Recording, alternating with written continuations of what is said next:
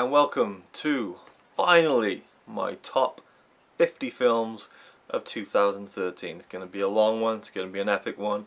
I'll try and get through them as fast as I can, but before we even get to the top 50, I'm going to give you my top 25 notable mentions of 2013. I've watched a lot of films, kind of dedicated the last couple of months of 2013 and probably the first month of 2014 to just watching all those films I really want to see in 2013. There's still some films I just haven't seen yet. The Paradise Trilogy, The Grandmaster, Kill Your Darlings, Mandela, Long Walk to Freedom, Philomena. But I'm going to go ahead and just do this now and get it over with, because I feel like it's just going to take forever and I'm going to keep putting it off. So here we go. My top 25 notable mentions of 2013 are as follows. I'm going to be reading off my screen now. Byzantium, Stand Up Guys, Captain Phillips, Blue Jasmine, that was a kind of a weird foreign film. Blue Jasmine, let's just start again, Jerry. Byzantium, Stand Up Guys, Captain Phillips, Blue Jasmine, Save Mr. Banks, Despicable Me 2, The Croods, Star Trek Into Darkness, Evil Dead, The Conjuring, Now You See Me, Upstream Color, First Love, Rewind This, Don John, Side Effects, Give Me the Loot, Metallica 3, The Never, All Is Bright, This Is the End, Fast 6, Iron Man 3, Kick-Ass 2, Epic, and The Great Gatsby. I really enjoyed all those films. Now, onto the top 50 list itself, clocking in at number 50, Pacific Rim. And this is mental, because when I first saw Pacific Rim in the summer of last year, I said that's my favourite film of 2013. Mental. But I really loved it at the time. I've seen it twice. I've seen it in the cinema twice. Love Pacific Rim. It's a real throwback, for me anyway, to just real fun summer action movies that are really good. The effects were brilliant, you know. The characters were fun, you know, it's not to be taken too seriously, but it really felt like a 90s kind of movie, and that's kind of the movies I grew up on, so I really enjoyed that aspect of it, and I just thought it was a great, fun, just action fest. Really cool. Number 49, Oblivion. This one completely surprised me. I hadn't seen any of the trailers, just went to the cinema to see it. Loved it, loved the look of it, loved the futuristic production design. I thought the effects were fantastic. Tom Cruise was great. I loved the story, loved the actors in the movie.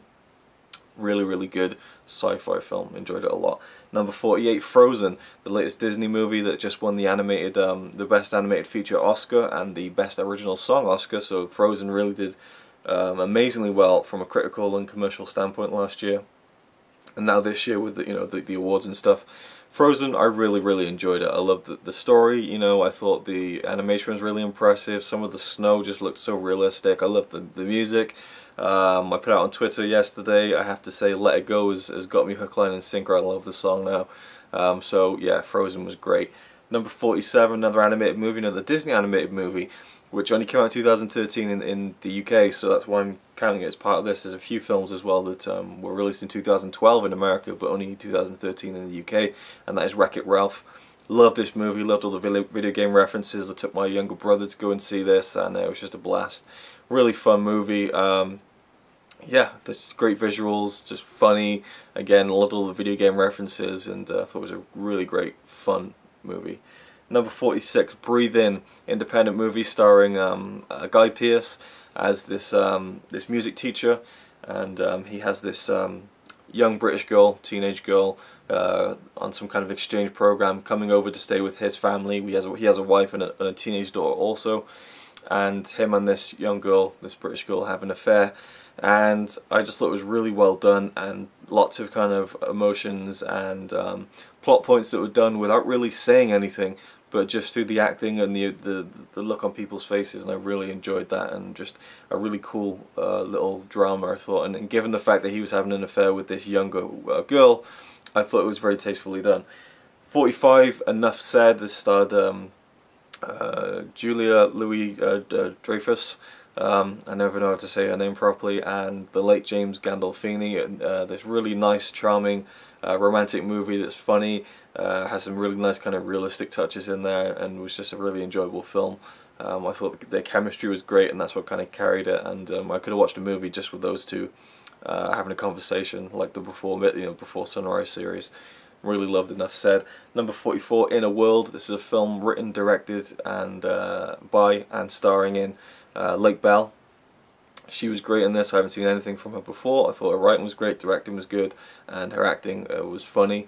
And she's a voiceover artist who is trying to get the next big gig as a female trailer voiceover woman, you know, like and the movie title comes from the classic "In a World," you know, and so she's vying with these male you know, voiceover artists who are trying to get this job to narrate this big movie blockbuster series, which is a piss take of the Hunger Games. And they even got like some fun cameos from Eva Longoria, Cameron Diaz, who stars in this fake kind of big blockbuster series. Gina Davis makes an appearance in this, and Lake Bell's character's father is also trying to get the job as well. So it's a real cool kind of family affair, and there's a really sweet little romance in it, which isn't really the main focus of the plot, but I really enjoyed that. Just a good movie. Number 43, Prince Avalanche. This stars oh, what's his name? Emil Hirsch and Paul Rudd, in quite a dramatic movie for Paul Rudd. He did another dramatic movie that I mentioned, I think, in the notable mentions. Yes, I did, All Is Bright, but this one was a lot better. These are two guys who, in the late 80s, are out in the middle of the woods, and there's been like a big forest fire, and they're kind of just doing the roads, you know, and just painting the lines, and you know, they're just working, and it's really just them two out in the middle of nowhere. And there's, towards the end, you kind of get the feeling that there is a much deeper meaning to this movie that really blows it open wide if you think about it, and I really like that. But apart from that, I thought it was a really cool little drama. A couple of funny moments, but just, yeah, it's just really low key. And there's a really cool sequence where Paul Rudd was kind of there on his own for the weekend. Emil Hirsch's character went off for the weekend, and Paul Rudd was just out there in the wilderness on his own, and it's just a really great sequence with some really great music as well.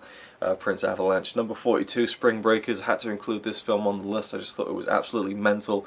I did not know what to think when I was watching it, and I still didn't know what to think when I finished watching it. I just knew that it was stuck in my head.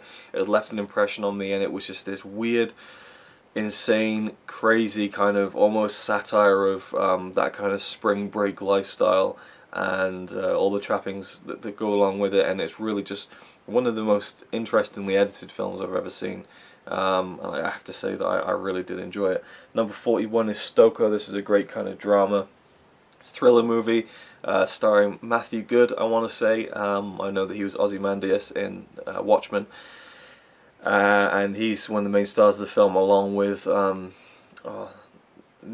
Mia something, and she played Alice in the Tim Burton Alice in Wonderland. Her name's, I've never learned how to say her last name, but she was great in this. And Nicole Kidman plays her mother. Her father's just died, and her much younger uncle, played by Matthew Good, comes into the family to kind of, you know, give his condolences, and he stays with them for a while, and he kind of works his charm with you know, the mother, Nicole Kidman. And then we soon realize there's more to his character than we first realized, and it's a very interesting movie. Really liked it. Just go see it if you haven't. Stoker. Number 40, Stories We Tell, the first documentary on this list. Sarah Polley, I want to say. Apologies if I got that wrong. She's made this movie, Stories We Tell, about the story of her mother. And she interviews all her family, all the people who are involved in this kind of incredible story. Well, not incredible, but very interesting, including her father, who has this amazing voice. He has such a character to his voice. I could listen to him narrate anything, and he opens the film with this great narration. And it's all about the events that happened, you know, with her mother, who's you know, long since passed away. But it's a really great look at, you know, different people's versions of stories and accounts of events within a family, and just the way that she made the film was fantastic. I don't want to give anything away, but there's a really cool little twist in there, which isn't really a twist to the story, but a twist to how the documentary is being made and told, which I thought was really cool. But yeah, I really enjoyed Stories We Tell. Number 39, The Act of Killing, the most unbelievable film I've ever seen in my life. This is about these Indonesian guys who carried out mass killings in the 60s, I think. And they're like old men now, and you know, they're kind of bragging about all the murdering they used to do. They kind of show the documentary crew how they used to do it and all their techniques, you know, to make sure they didn't spill too much blood, and how they cleaned up. And the documentary crew, I want to say Joshua Oppenheimer, led by him, suggested to these Indonesian people that, you know, show us how you did these you know, these interrogations and these killings of communists and Asian people, but make it into a movie scene.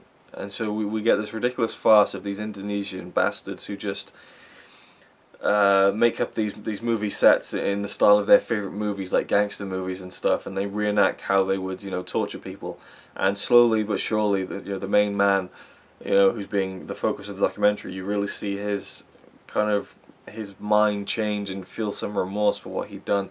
But it's past the point of no return, in my opinion. There's a scene where he's getting his grandkids in to watch the footage they recorded of, this is what Granddad used to do when he was killing people, and it's just absolutely reprehensible, disgusting, and really shows the evil side of human nature in just the most unbelievable way I've ever seen. And I've got to give credit to the guys who've made this. A lot of people who were involved in the making of this have taken their name off the film, for safety concerns. And but the main guy who's the focus of the documentary has since said that he is happy with how the film portrays him. So it's just absolutely crazy, the act of killing. Number 38, Monsters University. Wasn't expecting much from this. Really loved it. Absolutely just loved everything about it. Was really enjoyable. Animation was great. Characters were great. It was funny. I just loved the story. It was a really cool little prequel to Monsters Inc. and led perfectly into the next film. Number 37, Alan Partridge, Alpha Papa. This was hilarious. I didn't have much hope for this. I felt like maybe they'd missed the window of opportunity to make an Alan Partridge film. It had been rumoured since the early 2000s after the second series of I'm Alan Partridge. But they did it. It was awesome. I loved it. It was really funny. I watched it with Connie, and even she found it funny without really any prior knowledge to the character, and just awesome. Loved Alan Partridge, and I thought the movie was a lot of fun. Number 36, All Is Lost. Robert Redford kind of just dominates the screen in this one-man performance where he's on a boat and his boat gets hit by a floating container out in the sea, and so he's got to try and patch his boat up, and then he gets hit by a storm, and he's got to survive basically for us the next hour and a half. Powerhouse of acting where there's no real dialogue, but it still captivates you and still draws you in and interests you. I thought it was a brilliant movie, very well made. Loved the concept. Thought Robert Redford was brilliant, and yeah, a really good one. All Is Lost. Number 35, The Dark Knight Returns Part 2. This was the second feature-length animated movie from the Warner Brothers. I think it was Warner Brothers. Well, DC, sorry, I don't know why I said Warner Brothers. From DC. And they make their own animated movies and stuff. But this was the second part of the Dark Knight Returns story, which was put down on paper by Frank Miller in 1986, I think. The Dark Knight Returns graphic novel, absolutely fantastic piece of work, and they believed in it that much they decided to make two 90-minute movies out of it in animated form. And so I'm not sure about 90 minutes, but maybe 75 minutes each. And part 2 came out in 2013. I loved it. It was just so epic and so dark and destructive, and it just kind of followed the tone of the graphic novel really well. Peter Weller, I think. Yeah, Peter Weller, the guy who played the original RoboCop in the first RoboCop film. He voices Batman. He was brilliant in this. I love the voice cast. And yeah, I just really love this as a Batman fan. Really good. The Dark Knight Returns Part 2. Number 34, Ender's Game. Was really looking forward to this. Loved the novel. Didn't feel like they'd be able to capture the essence of it completely. They didn't, but they did a very good job. I thought Harrison Ford in particular was stand out in this. I thought Asa Butterfield, who played Ender Wiggin in this, was just brilliant. I didn't like the fact that they brought in the fact that the aliens are called the Formics, because in the first book you don't really know that. They just call them the Buggers. But I guess they just, I don't know, decided to change that and draw from the other books in the series. I've never read any other books. I just loved the first one, but I thought it was brilliant the way they did it. Just a really good sci-fi movie. Again, didn't fully realise what the book was all about, but and I feel like it really suffered from the author of Ender's Game, Orson Scott Card's quite controversial opinions on gay marriage and stuff like that. I think that really hurt the movie, unfortunately, and people going to see it. But it is what it is. Ender's Game. Then we got some more big blockbuster movies. Number 33, The Wolverine. Loved this movie. It was my favourite superhero. Well, okay, maybe not, because there's another superhero movie on the list that's higher. But I don't know. Maybe I should switch them then. I don't know. Okay, we'll leave him. The Wolverine. Number 33. Hugh Jackman. I love Hugh Jackman's Wolverine. This is one of my favourite Wolverine movies. Well, there's only been two, but out of all the X-Men movies he's been in, I really like the way they brought in a certain storyline from the past films and kind of tied that up and gave that a conclusion. I loved the way that it was done, the way we saw a new setting in Japan. Loved the action, loved the story, loved Hugh Jackman. I loved that he got to say "go fuck yourself" again. Yeah, I just loved the Wolverine. It was a great action-filled, fun movie. Number 32, The Hobbit: The Desolation of Smaug. This was epic. I loved it. The whole ending sequence with Smaug was fantastic. You know, I thought it was just a powerhouse of performance capture work by and voice work from Benedict Cumberbatch, who voiced the dragon, and of course Martin Freeman, who played Bilbo. And I just loved I loved the whole Lord of the Rings universe, and it was better than the first one. Even though I loved An Unexpected Journey, it was a little bit better. And you know, seeing Lake Town and Stephen Fry as the master of Lake Town, and Luke Evans as the Bard, which is brilliant. Felt like, you know, Orlando Bloom was kind of shoehorned in there a little bit, and I wasn't really buying the whole Evangeline Lilly and Feely or Keely love story. That was a bit too just for the sake of getting a romance into the trilogy. Didn't really like that, but really enjoyed The Hobbit: Desolation of Smaug. 31, Thor: The Dark World. I loved this movie. For some reason it reminded me a bit of Star Wars at times with the fantastical elements, but I loved the way that the two worlds were bridged together, Earth and, you know, Asgard, but also all the other worlds, especially the final, the big fight at the end of the film between Thor and the bad guy, where they're literally fighting in London. They're going through these wormholes and they're like, you know, punching each other, and they fly through another dimension, and there's a car from Earth flying through this, like, you know, dirt kind of weird dimension, and they fly through another dimension. I loved all that. It was brilliant. Big fan of Thor, and, you know, Chris Hemsworth as Thor. Yeah, just really liked it. A lot more than I thought I would, and I would say it's my favourite standalone Avengers movie. Number 30, Big Bad Wolves. This is an Israeli film that Quentin Tarantino touted as his favourite film of 2013, so for that I had to see it. And I can see why he said that, but it's definitely not up there for me. But it was definitely really good, and it's about a girl who goes missing, and these three guys who are all kind of linked to it, and really, you know, I'd say after about half an hour, it's really just these three main actors and characters in this house, and it gets really tense, and it's a very, you know, it's funny as well. It's very dark. Reminds me a bit of a Tarantino movie actually, and really good thriller. Really liked Big Bad Wolves. Number 29, Nebraska. Bruce Dern, fantastic in this movie. Will Forte, maybe even better. I thought he was brilliant in the film. June Squibb, you know, nominated for an Oscar as well as Bruce Dern for this performance, her performance in the film. Really enjoyed it, about a guy who thinks he's won $1 million, and his son is kind of having to begrudgingly take him across the country to kind of claim his winnings, and it's really about when they go back to the town that Bruce Dern's character is from, you know, where he grew up, and the people who knew him and remembered him, and you know, how he sees himself and his status in the town and how he's remembered. And brilliant film, very well shot, and just the drama was really good. Also, Bob Odenkirk was great in the movie. Number 28, Trance. Another Danny Boyle movie. Well, I don't know why I said another Danny Boyle movie, but the next Danny Boyle movie, Trance. Stars James McAvoy and Vincent Cassel and oh, what's her name? Oh, I know, I can see her right in front of me, but she's in it. What's her name? Ah, it's on the tip of my tongue. She was in. Oh God, no, it'll come to me. But it's a great movie about memory loss, and James McAvoy's character goes to this woman who's a kind of psychiatrist, or, you know, helps with, you know, like the mind and stuff. And that's a really bad way to put it. I'm losing my train of thought now because I've forgotten her name. But it's about a painting that gets stolen, and James McAvoy's character is involved in this, and then he forgets where the painting is because he was in charge of stealing it, and then he doesn't know what he's done with it, and then they got to try and extract it from his brain, and then he starts remembering other things that make it even more complicated, and it's a brilliant mind fuck. I love the way it was set up. I love the way that it was played out, and what's her name? Come on, just crack it out in my head. I want to say This is ridiculous. This is actually ridiculous. I'll tell you what, I'll talk about the next film. Frances Ha, number 27. Frances Ha, great movie directed by Noah Baumbach, who wrote the film as well. And basically, okay, I'm getting distracted now. Basically, Frances Ha is about this woman played by Greta Gerwig, and she's great in the film. I feel like you know, Frances Ha really, it hinges on whether or not you like Greta Gerwig and whether you find her character kind of cute and, well, not cute, but you find her likable. That's probably a better way to put it, because it's really just about her as this kind of, you know, late 20-something woman living in New York who really doesn't know what she's doing with her life, and her best friend, who is, you know, they're practically like a couple.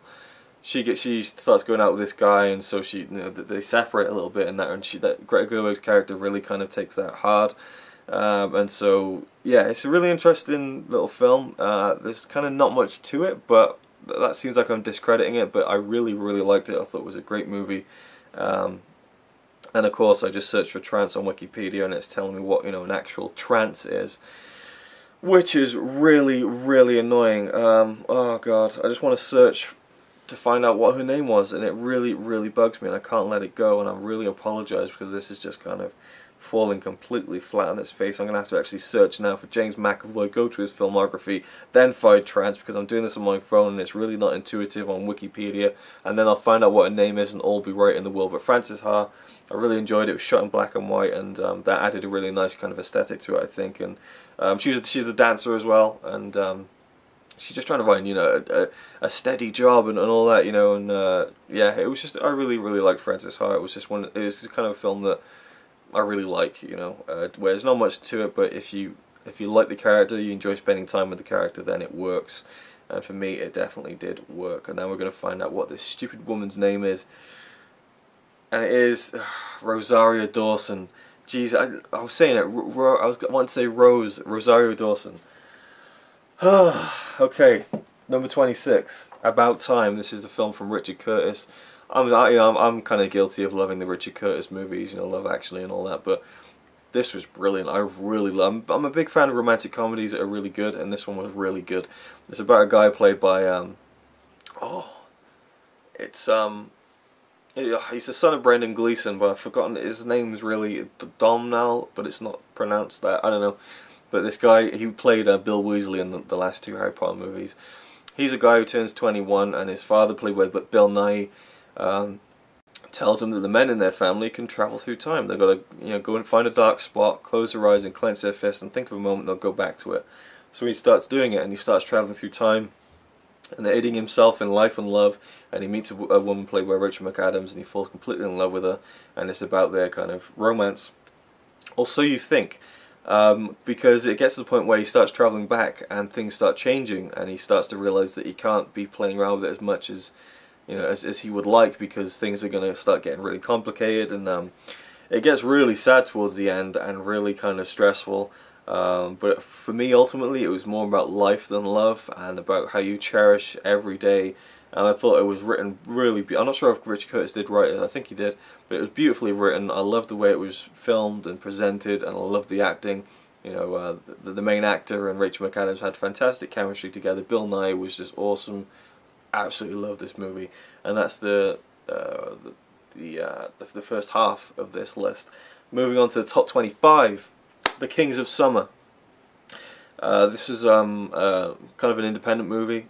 Stars these three young guys who decide to, or well, one of them decides to kind of move out into the middle of nowhere, in the woods, and just live off the land, and then kind of, you know, break away from the parents and everything. He pulls his best friend along with him, and they meet this other weird kid who was also in Ender's Game. He was great in that too. And all the three of them build this house in the middle of nowhere, and they live there for the summer kind of thing. And they've gone missing, and there's a great supporting cast who kind of you know, trying to find out where, you know, the parents and stuff. They want to know where the kids are. They're trying to find the kids, but the kids are out there. They're living. The Kings of Summer, I guess, as you would say. It's a really funny little comedy, like a coming of age story, with a nice bit of kind of dramatic flair thrown in at certain times. I really enjoyed it. It was a great movie. So yeah, moving on. 24. This film was only released in the UK theatrically, or might have been released other places, but it wasn't released in the US theatrically. It was released on HBO and TV. Behind the Candelabra, amazing movie about the life of Liberace. Well, not the life of, but kind of his relationship with this guy, played by Matt Damon in the movie. It's a true story, although, you know, it was never kind of, this is all coming from the guy who says he was with Liberace. Liberace always denied it, but then Liberace always denied the fact that he was gay. Michael Douglas plays Liberace and just gives a career performance in this that was just unlike any other. I have so much respect for Michael Douglas and Matt Damon for what they did in this movie.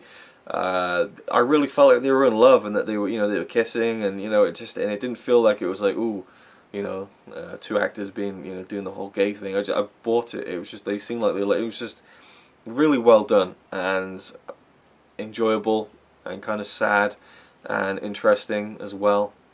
Funny at times too. I thought it was a great movie.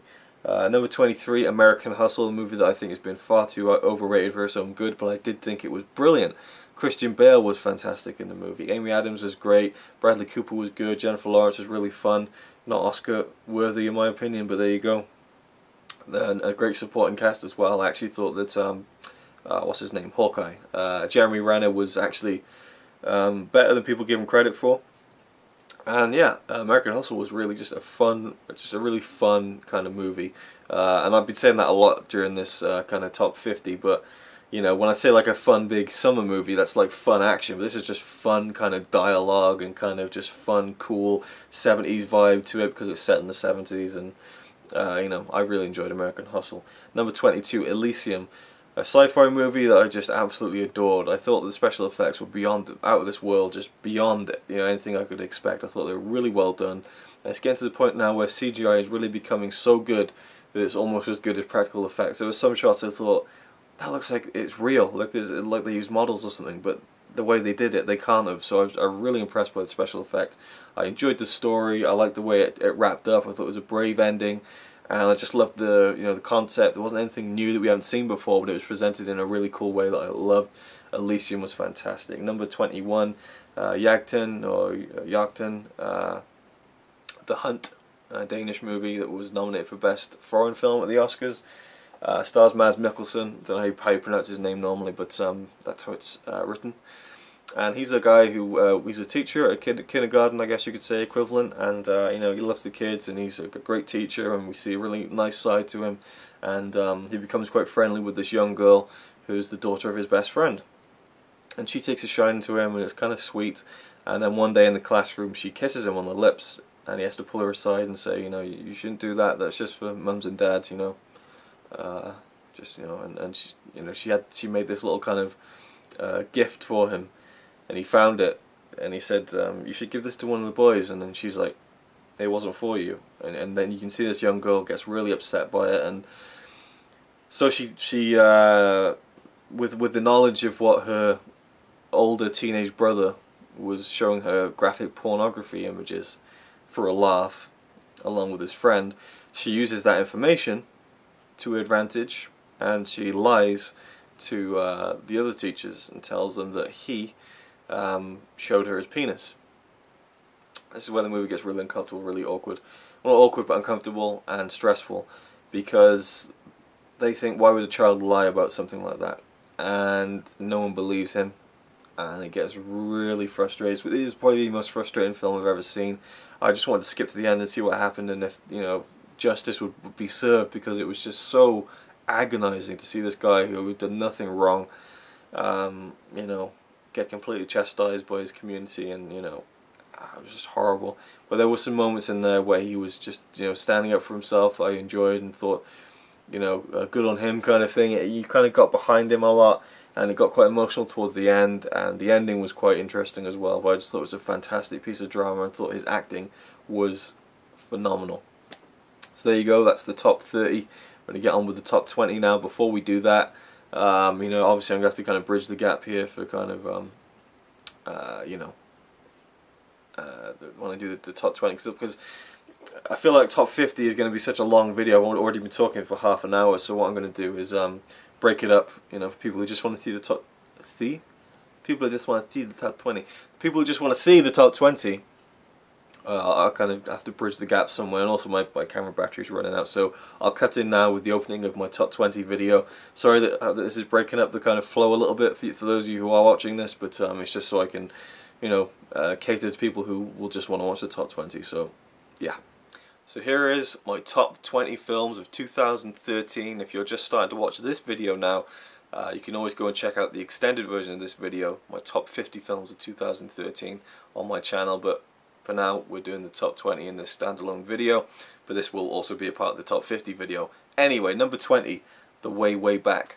I love this movie. I love the fact that the writer-directors are in this movie in two really goofy roles, and it really surprised me when I found out that they were the writer-directors. But this was just such a I use the word fun a lot in the top 50 video, also this video.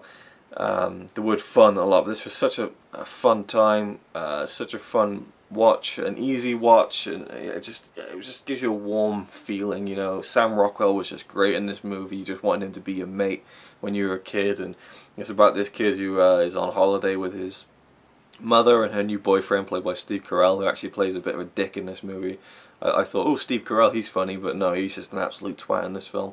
And his mother's played by Toni Collette, and they're away for the summer at like a beach house, you know, typical kind of beachy kind of town in America, I guess you could say. And he's a really shy kid, and I really relate to the part of this movie where you're off on a holiday with adults and they're kind of having the good time, and you've got to kind of just sit on the sidelines and find something to do with yourself. And so he goes out and he actually starts, he actually gets a job at a water park run by Sam Rockwell, and so that's where a lot of the fun from the movie comes. There's a little bit of a budding romance there, and I just love The Way Back. Really, really enjoyed it. Great movie. Number 19, Scenic Route, one that I'm pretty sure almost no one watching this video will have heard of. This is a really independent movie. Scenic Route, that stars Dan Fogler, and I forget the other guy's name, but I love this movie. It seemed like a cool concept of, just a cool indie movie that I might enjoy, but it ended up being one that I absolutely fell in love with in a big bad way. And it's about these two friends who are driving cross country. One of them, Dan Fogler, he is still kind of living, a bit like a younger man, whereas his friend has kind of grown up a lot since, their college days, and they haven't really been that close in recent years. But they're making this trip. I forget why actually, but they're trying to, Dan Fogler's character, he's trying to get some fun out of him, but it's just not happening, and they break down in the middle of nowhere, like Death Valley kind of thing. And they're talking and stuff. They're trying to sort the thing out, and it goes back and forth and all this, and then we kind of get the little twist that Dan Fogler's character actually rigged the breakdown just so that he could get some conversation out of his mate, who he felt like he was losing his friend. And they argue and they get into this fight, and then suddenly they really are broken down. They've got no water, no food, and it just goes on. And the way it goes, it had me hooked. I loved the dialogue, I loved the acting. There was funny parts, but there was some really deep, serious parts. It's crazy. And the ending, holy shit, the ending just knocked me for six, and just yeah, the ending just tied it all together for me like a rug in a room. It tied the whole thing together, and you should just go check out Scenic Route if you like low key but really well shot and put together indie movies. Number 18, The Secret Life of Walter Mitty, another surprising one of the year. Ben Stiller directed this movie, did an amazing job with the direction of this. He also stars as Walter Mitty, a guy who has his head in the clouds and processes photos for Life magazine, and so he gets these pictures sent in from this this hotshot photographer played by Chris Penn, and he sends in this roll of film, and the one that he says is the most important picture he's ever taken, or the quintessence of life, as he calls it, is missing from the roll. And so Walter's got to find this elusive shot, and then Life magazine is going down. It's being turned into an online magazine. Adam Scott comes in as this kind of hotshot guy who's kind of taking over the company, and he really wants this shot. And so Ben Stiller kind of goes on this big journey to find Chris Penn's character and to find this elusive number 25 in the roll of film. Loved the movie. I loved Walter Mitty's daydreams that were kind of really put on screen with all the big special effects, and some funny moments, some inspiring moments. I just thought it was a really great movie. Just yeah, it reminded me of Forrest Gump in a way, not as good, but in that kind of vein, and just really great movie. Number 17, The Place Beyond the Pines. This could have almost been like an absolute masterpiece. This film is kind of a story of two generations, and it's told in three parts. It's a three-part film, really. I mean, you know, every film has three acts, but this one is really dung, dung, dung. The first act stars Ryan Gosling. Well, it's all the same story thread, but Ryan Gosling's character only appears in the first third of the film, and I thought he was like the most magnetic, electric kind of performer in the film. And I've said in the past that I feel like Ryan Gosling has kind of worn out his silent act, you know, worn out his silent card. You know, he did the whole kind of barely talking and Drive. He did it in this movie at times, and he did it in Only God Forgives. And I feel like Only God Forgives was the ugly stepchild of the three silent performances, whereas he got away with it 2 out of 3 times with Drive and this movie. I thought he was great in this movie. I loved his presence, his on-screen presence and charisma. And he's this biker who does like carnival shows, and he slept with Eva Mendes' character at one time, and then he comes back to the same town a year later and finds out she has a son, his son, but she's with someone now, and he decides to stick around in town. He wants to provide for his son, and kind of has a change of, you know, I mean, he's got tattoos, every tattoo on his face, and he's just a complete dropout, but he decides to try and make something for his son, and so he goes into bank robbing, and then you see the fallout from that. And then we see another kind of side of the story with Bradley Cooper, who plays this cop who was involved in this incident where he's kind of being scrutinized and he's kind of been put in a tough position. Ray Liotta comes into it in this part of the film. And then we flash forward, you know, like, I don't know, 15, 16, 17, 18 years, something like that.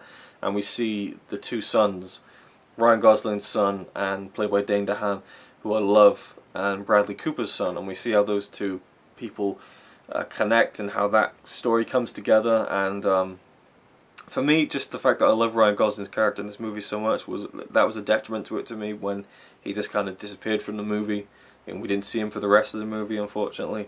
And I also felt like a movie that was such a strong kind of story that showed great visuals and had some great acting, some great writing, some great scenes. The ending was just a bit of a, for me, I mean, the ending was fine and everything, but and I don't want to kind of spoil anything, but there was this one shot in the film where which kind of mirrored something in the beginning of the film, and I thought that was a great shot that would have been perfect to end the movie on.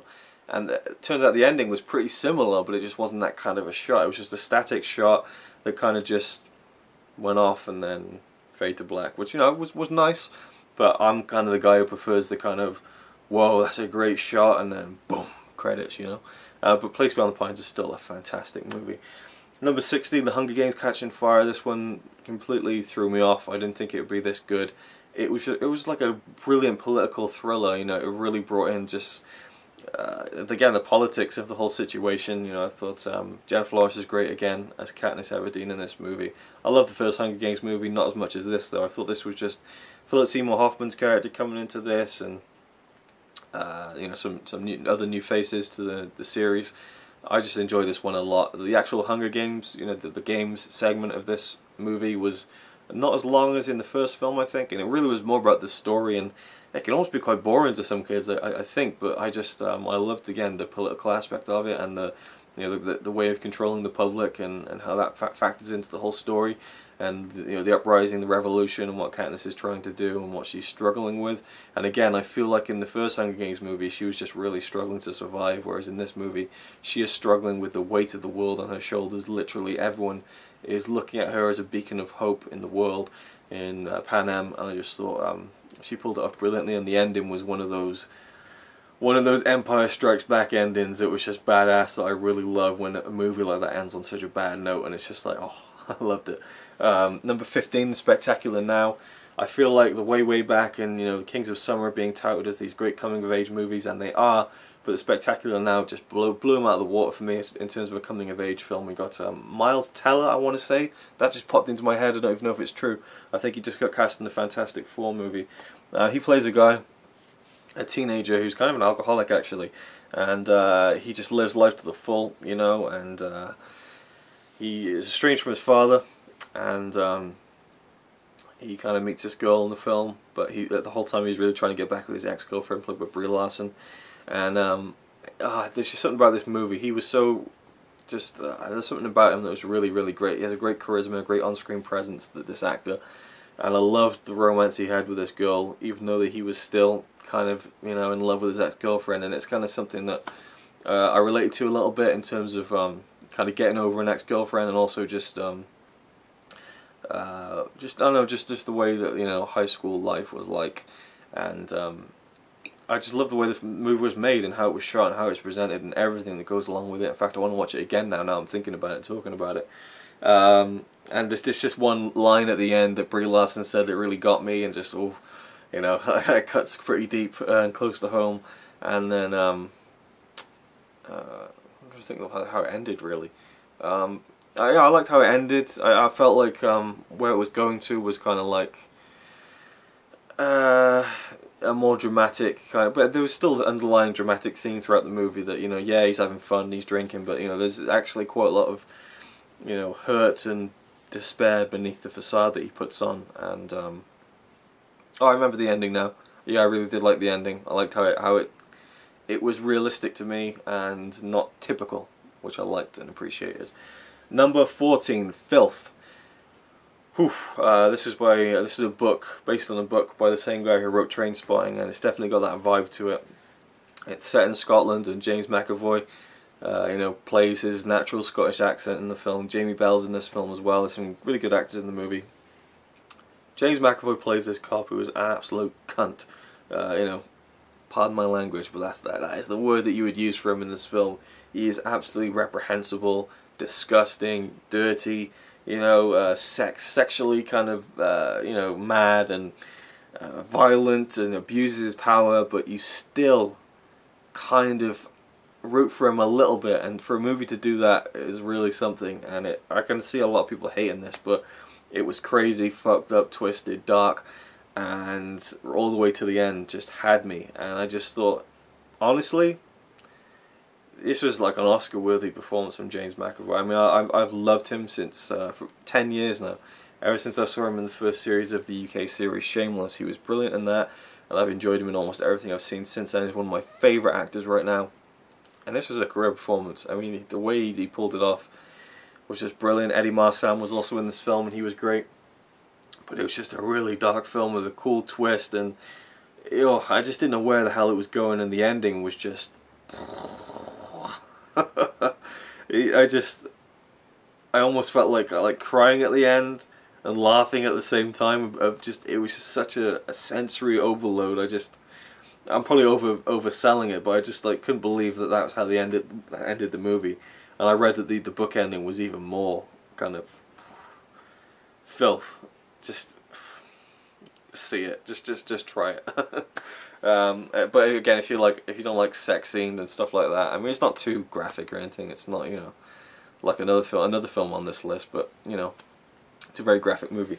Number 13, Ain't Them Bodies Saints. This is another independent movie, directed by David Lowery, and I actually tweeted him my 2013 in cinema video, which, you know, the title card of which featured a clip from that movie, which is probably one of my favourite shots of all of 2013. He favorited that tweet, so that was very cool that the director of that film got to see my video.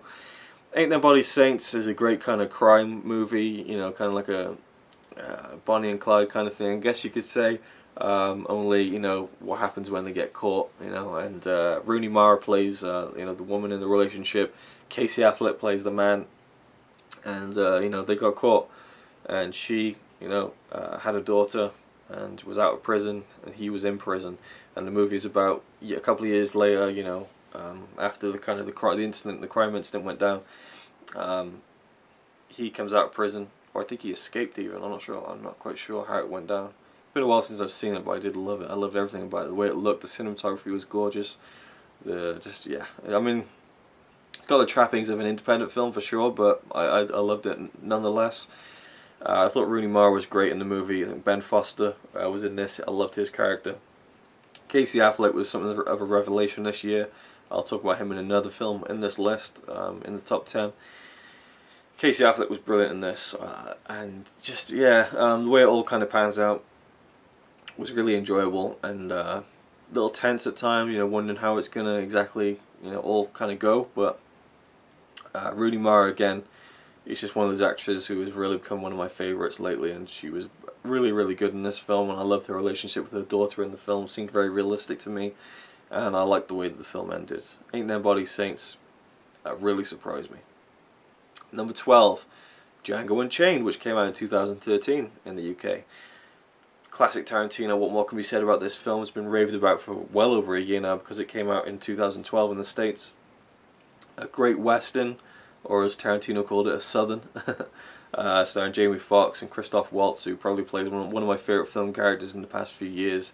Absolutely loved him in that film. Jamie Foxx was great, but the show was stolen well and truly by the supporting characters in Christoph Waltz. Leonardo DiCaprio as Candy, and also Samuel L. Jackson, who in my opinion gave his best career performance in this film. It's classic Tarantino, but it's in a different setting, in a way we're not used to. That it was shot really well, the writing was just dead on, and the direction was cool. Didn't really like the use of Tupac in a film like this, but you know, you can let it slide with Tarantino. This was a great cinema experience and a really great film. Number 11, Mud. Another independent movie, starring Matthew McConaughey. And for me, this is part of what people are now calling the McConaissance. The renaissance of Matthew McConaughey's career, where he's kind of gone from these silly romantic comedies to these powerhouse performance films. It started for me with Killer Joe, which I loved, apart from the last kind of 10 minutes, and that just ruined the film for me, unfortunately. But Killer Joe, for the most part, he was brilliant in. This film, Mud, and what was it? Wolf of Wall Street he was in, and of course Dallas Buyers Club, which for me is technically a 2014 film, and I'll get to that actually before I finish this video. Yeah, Mud. He plays the titular character of Mud, this kind of almost stick of the dump kind of character out in these I don't know what you call it, like out in the kind of the marshes, and I don't know where you'd even say it was in the United States. I'm not that well versed in, the bayou springs to mind. I don't think it is, but that kind of thing, just marshes and that kind of stuff, and just boats and stuff and reeds, mud, literally, and trees and stuff, that kind of terrain. And there's these two kids who go out and they find this boat that has been washed up in this tree, and they're like, we're having that boat. And then they find this weird mud guy who's played by Matthew McConaughey. He's got bad teeth and this sun bleached hair, and he's like, a hell of a thing, ain't it? Proper, like, southern kind of oddball, and he's basically on the run from the police. And we were trying to figure out as an audience what actually went down, and there's all these other characters that come into it, and these two kids are kind of anchoring the two storylines together, almost, or the two parts of the storyline. And I just loved it. I thought it was brilliant, great drama. I gave it a 10 out of 10. The ending of the film, well, not the ending, but just like things that happened towards the end were just really got me. And towards the end, it kind of got that feeling in my chest where I was like, oh, when a film can get me like that, that's when I think it's special. Mud, absolutely brilliant. Now we get into the top 10 of 2013. Now, I gave Mud a 10 out of 10. I didn't give Django Unchained a 10 out of 10. So there are 11 films of 2013 that I gave a 10 out of 10. And the next one, number 10, is Out of the Furnace, a movie that was pretty much panned by critics and people thought that it was not that good. I can't help the way I feel. It got me. I absolutely was just hook, line and sinker into this every step of the way. It was so tense. I loved the acting. It was just great performances from many different actors, and the cast is just fantastic, I think. Of course it stars Christian Bale, Casey Affleck, Zoe Saldana, Forrest Whitaker in smaller roles, Woody Harrelson, Willem Dafoe. A great cast, and I loved everyone in this film. I loved the story. I'm not even going to go into it, but it's a great kind of tense thriller, and I thought Christian Bale in this was just really great. I really felt his pain, and I loved the moral fibre to his character, and I love the wickedness and the despicable nature of Woody Harrelson's character, who you could say is the villain of the film. And I love the ending. The ending was played out in a way that, it would have been done much quicker in a normal film, but it was drawn out, and it really suited the tone of the characters in that situation. And it was just kind of like, oh, And that was a film that kind of just ended, and it was perfect for that. It warranted it. It really ended in a, ooh, just come down and there we go, it's done. And I was just, yeah, awesome.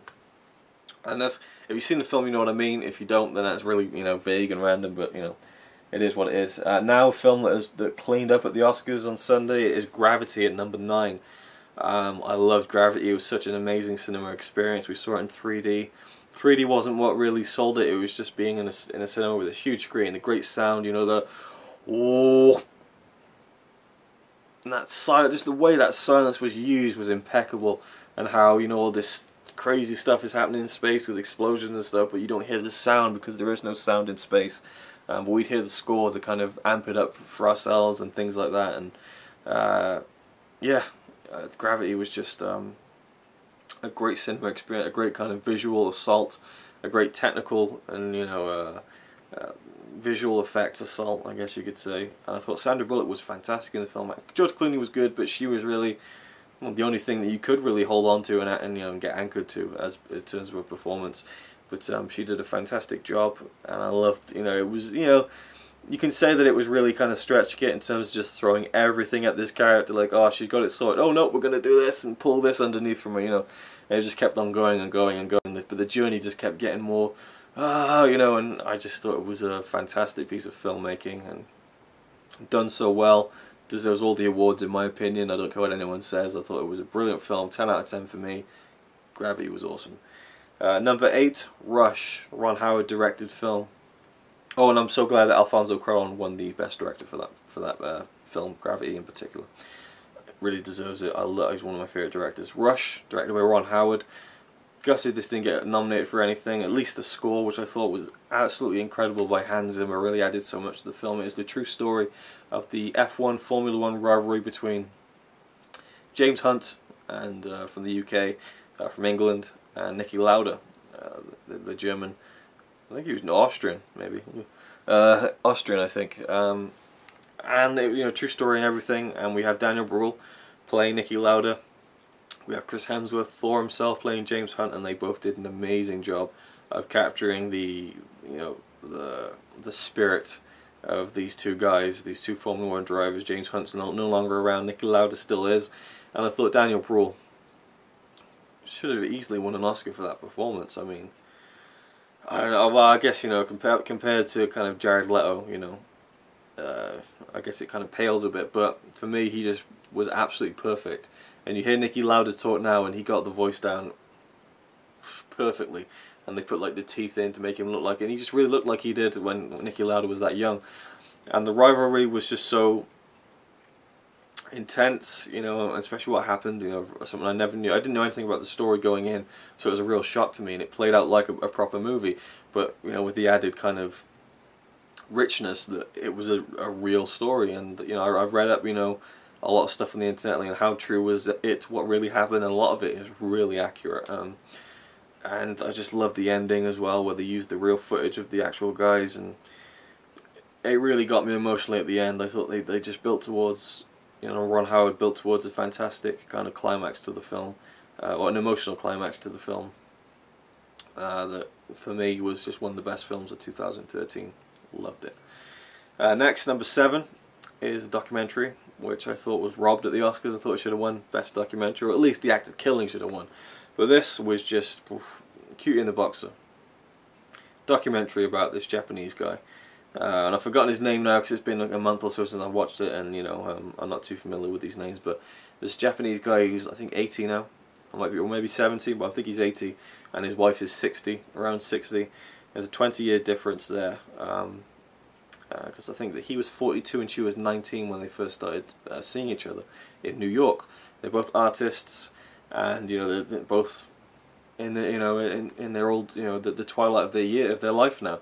And I just loved how the film opened with you know, them in their dingy little kind of New York apartment, and she's waking him up, and she's like, oh, he's 80 today, or he's, you know, it's his birthday today, and he kind of gets up and he's like, you know, putting his slippers on, and he's like, yeah, sits down, and you're just a really old man.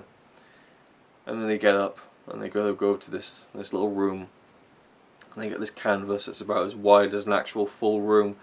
He gets some boxing gloves on, he dips his gloves in paint, and he just starts punching the fuck out of this canvas, and he's like, boom, boom, boom, and it's just like, what the hell is this? I mean, he's 80, right? Just the amount of zest this man has for life is incredible. Just the energy he has, and the character, just his character, is awesome. His personality and his relationship with his wife, and it was such a sweet film, you know. And you also see the strain between them and the relationship, and you know they're still trying to, you know, scrape money together for rent and utilities and stuff at that point in their life, and you know the art hasn't really panned out as well as he would have liked, and you know he's constantly trying to sell his stuff to museums and or you know galleries, exhibitions and stuff, and you can tell, you know, they're not going to buy it, and it's just, you know, it's tough to watch sometimes. And but for me, you know, it really celebrated what life is about and what art is about.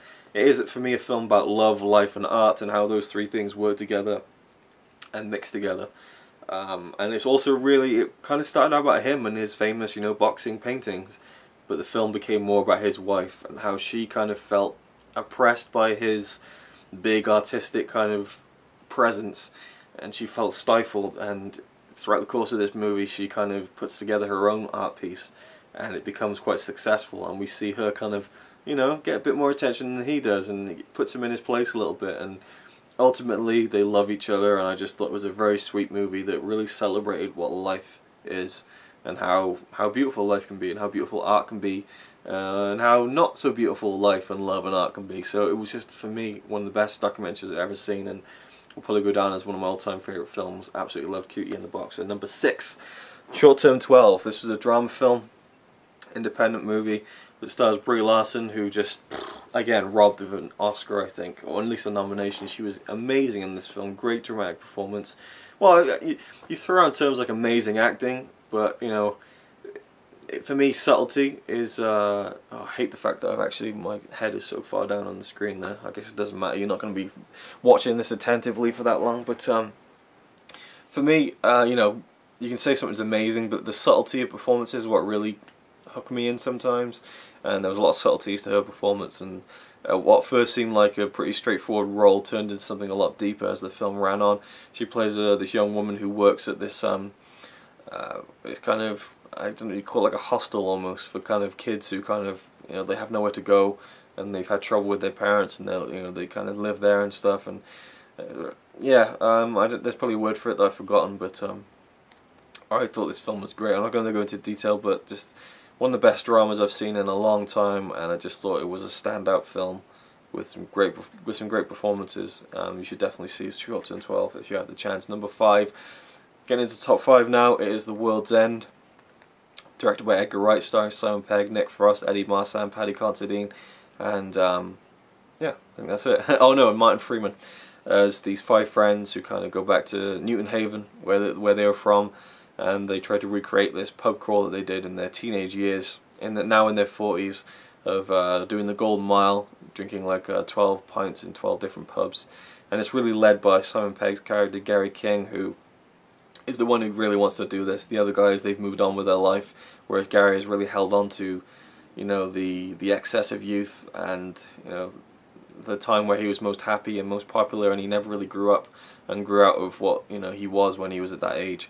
And for me, this was just such an amazing movie on so many levels. It was not just a comedy, not just a sci-fi kind of, you know, alien movie, but it really was a movie that at its core was about nostalgia and how the dangers of nostalgia. And I'm really a nostalgic person, so it really kind of tapped into something inside me that really kind of, you know, made me enjoy this film on a much deeper level than I think some people might have, who just see it as a comedy. And it is a very good comedy. It's such a cleverly written piece of comedy cinema. Really, just callbacks and word plays and just references. It's just a great script, and performed by 5 great comic actors, a great cast of supporting characters as well. Pierce Brosnan pops up, and you know, some other people. And I love the whole concept of these alien this alien presence in the film. And the music, it's just one of those films that I just can't help but love every single thing about it. The editing, the music, the direction, the writing, the acting. Absolutely love The World's End.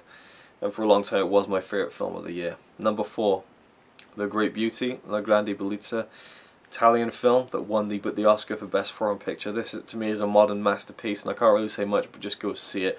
It's about this guy Jep who I think he's in his 60s, and he wrote this really popular book when he was in his 20s, I think. And he's kind of lived off that ever since, and you know, he lives the high life in Rome and Italy, and is, you know, very much in the party lifestyle, and, you know, drinking, and, you know, sleeping with beautiful women, and, you know, just the excess of all that, and, you know, parties, and I think I already said parties. And he has this apartment with a balcony that's right next to the Colosseum, and it's a great movie. It's visually fantastic, thematically very interesting. Direction is just incredible. Again, I thought the way the camera moved in this was just top notch. Music was brilliant. There was just a great kind of emotive kind of thing that came from a lot of the music and a lot of the visuals. I love it when visuals and the music or the score really kind of combine to make something really, you know, emotive. And I feel like The Great Beauty did that on more than one occasion, definitely. And just some great little, I loved the film. It was brilliant. It really was quite brilliant. And yeah, you should definitely see The Great Beauty. Just give it a chance. You know, I know a lot of people don't like watching foreign films, but for me, it just The Great Beauty is a reason to watch foreign films, because, you know, you might not understand the language, but you might have to read the subtitles, but you'll get to see something and hear something that is as great as that. Number 3, Prisoners. You know, this is a movie that I feel again was underlooked at the Oscars. An amazing murder, well, not murder, I don't know why I said murder, an amazing crime mystery thriller, that's what I was thinking of, murder mystery, an amazing crime mystery thriller. Hugh Jackman, amazing performance. Jake Gyllenhaal, amazing performance. A great movie about these two girls who get kidnapped and go missing. You know, Hugh Jackman's one of them was which is Hugh Jackman's daughter. And Terrence Howard is the father of the other girl, but Hugh Jackman just takes it to a whole other level, and it really makes you question how far would you go if your daughter was missing, and, you know, you felt like the police weren't doing everything they could. How far would you go? How far would you take it? And Hugh Jackman takes it so far, but to the point where you just kind of think, if I was in that situation, maybe I would do that, you know. Jake Gyllenhaal is the detective in this. I thought he was just I'm getting worn out myself of saying, you know, amazing and fantastic, phenomenal and stuff in this video, but Jake Gyllenhaal was standout in this film, and I've never been more tense consistently throughout a film. This was a 2.5-hour film, and the whole time I was almost on the edge of my seat. Sometimes I actually was. An amazing film. Number 2 is Blue is the Warmest Color, or La Vie d'Adèle. Chapters 1 and 2. This movie is a controversial one. I guess the thing I kind of don't like about this film is the sex. I'm just texting someone while I'm doing this, sorry. It's the sex scenes. This film is about two women who fall in love and fall in lust, played by Adele Exarchopoulos and Léa Seydoux. And Adele, and the character's name is Adele as well. It's all about her, really, and, you know, the original title is, you know, La Vie d'Adèle.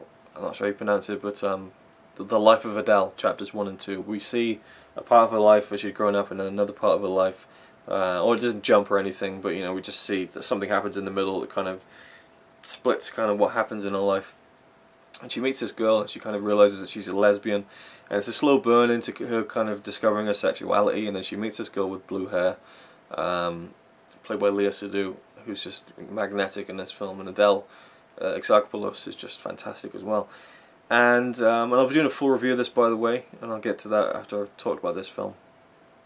The sex scenes, they're very full on, they're very graphic, they last quite a long time. And this isn't really something that's new in terms of European cinema, but a film that's so critically acclaimed, you know, and has had more eyes and attention on it than, you know, some other kind of European films, I guess you could say. It's been scrutinised, and of course the infamous interview that the two actresses gave, where they said they never worked with the director Abdelatif Kechiche again because they spent 10 days filming this sex scene. They felt like he was very controlling, and, you know, would do like 100 takes of a scene, you know, not the sex scenes, but you know, just any old scene. The filming went from 2.5 months to 5 months, and you know, it was a grueling experience. They since have said, you know, that life is much harder, but you know, and just that it was a tough film to make.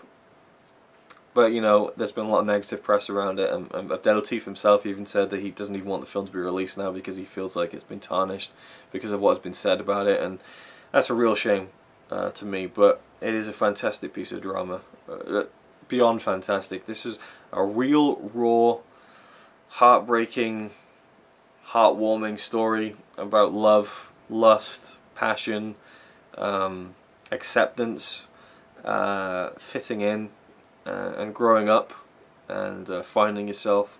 And I think Adele Exarchopoulos did an amazing job in this film. You know, I think she was only 18 when she made this film, and she just blew it out of the water. Just a powerhouse of a performance. Léa Seydoux again was brilliant, and such a raw film. The sex scenes, you know, I always say that I think that sex scenes are pretty pointless in films. I have to say the 3 graphic sex scenes in this film, they did serve a purpose, and each of them were different, and it did kind of highlight something and what they're there for me. Beyond, you know, the whole kind of titillation of it was, you got everything, you know, from these 2 girls meeting, falling in love with each other, falling in lust with each other. You know, we got to see everything. You know, we got to see the honeymoon period, we got to see the intense, you know, sex that happens, and we got to see the more kind of romantic, kind of tender love making that goes on, and we got to see the fights and everything in between. You just got everything in this film, you know. Beyond them sitting on the toilet taking a piss, we got to see everything about their relationship, and that is why I feel like those sex scenes were in there. It's a 3-hour long film, but I do think the film would have been just as good without those sex scenes. And you know, it was a bit too graphic for me, and I'll talk about it in my full review. But there is a point in the film where Adele at the beginning has sex with a guy, you know, to kind of see if she kind of likes guys, and she gets off of him, and you can kind of see her from a very unflattering angle, and you can see his penis, and it is erect. And I just think, you didn't need to see that, and you know, what did they do to get this actor? You know, yeah, that was a bit seedy for me, that shot, I have to say. But I can't discount, you know, the whole film based on that, and for me, just an amazing movie that I almost gave my, you know, I almost called it my favourite film of the year. But I've had to think about it, and I've decided what my #1 film of 2013 is, and judging by how long this segment has gone, then the top 50 films video is going to be an epic one. But here we go. Actually, no, before we get there, I'm going to run down the top 50 in case you haven't seen the top 50 and you'd like to know. So, just to kind of tease you a little bit more, I'm sure you'll probably guess what film it is already if you know me.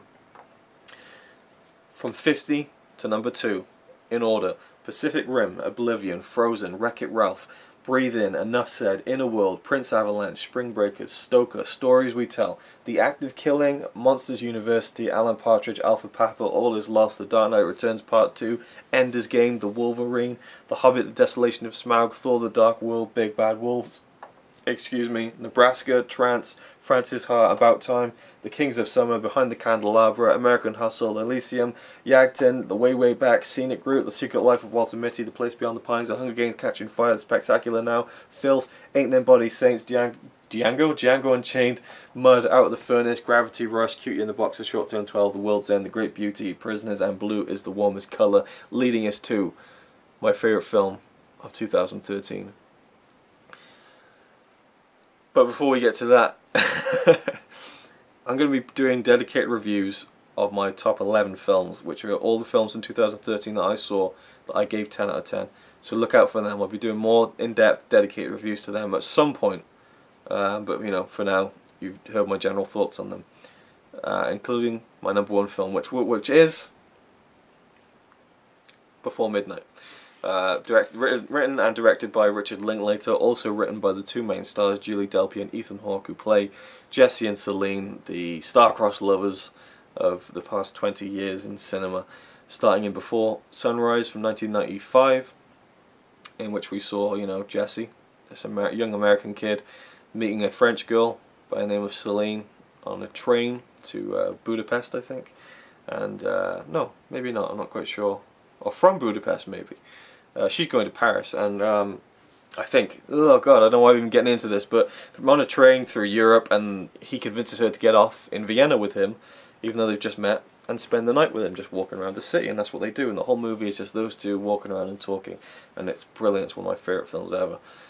9 years later, they made Before Sunset in 2004, a film that didn't deserve a sequel, well, didn't warrant a sequel in terms of money making, because Before Sunrise wasn't a big hit, but they made it anyway, and it was brilliant. Again, the two characters meet up again in Paris in 2004, and they walk around, and it's in real time, and we get to see them converse again. Another masterpiece.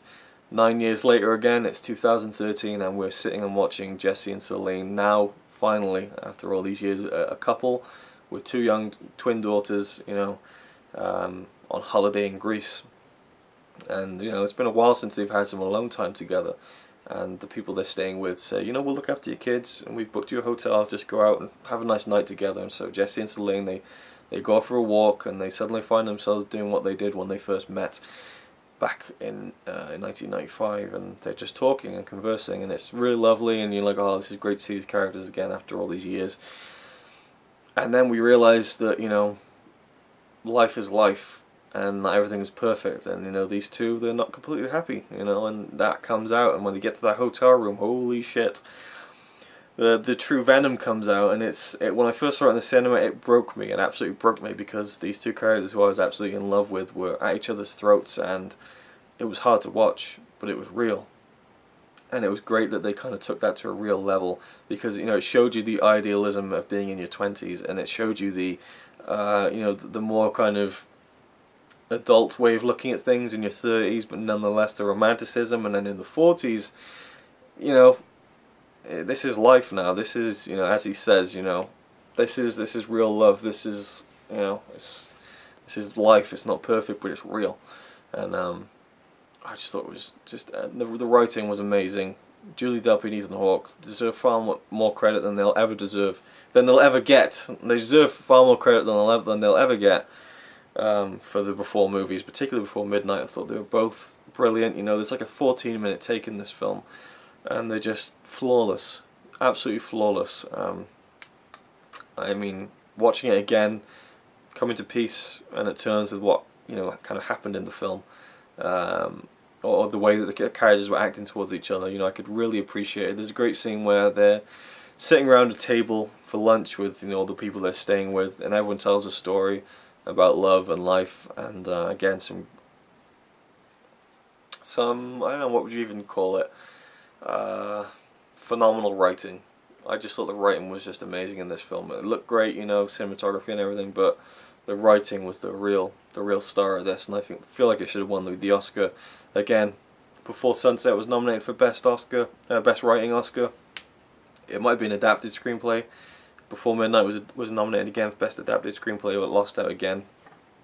Really unfortunate, but it is what it is. And for me, it's just going to be one of my favourite films. That's a part of one of my favourite film trilogy. And I hope there's a fourth installment. I really do, but I feel like the amount of times that Ethan Hawke and Julie Delpy have been asked about, are you going to make another one? Are you going to make another one? That they might not do it, but I don't know. I'm hopeful that in 9 years we'll see Jesse and Celine again, and that would be amazing. But there you go. My top 20 films of 2013. If you've been watching this from number 50, thank you very much indeed. You're crazy if you've watched it all. But if you have, then this has been my top 50. Oh, this feels like a real labour of love for me, just spending all this time watching all these movies. I watched over like 120 films from 2013 to try and judge this as much as I possibly could, to watch films I wouldn't normally watch, like Blue is the Warmest Colour, like The Great Beauty, like Prisoners, like Short Term 12, like Cutie and the Boxer. Movies that not a lot of people have actually seen, but, well, in terms of Cutie and the Boxer anyway, I'm sure a lot of people have seen Blue is the Warmest Colour. But yeah, there you go. Thank you for watching. I'm absolutely out of breath. My mouth is really dry. I've been sitting here talking about these films for an hour and 15 minutes. Can you believe it?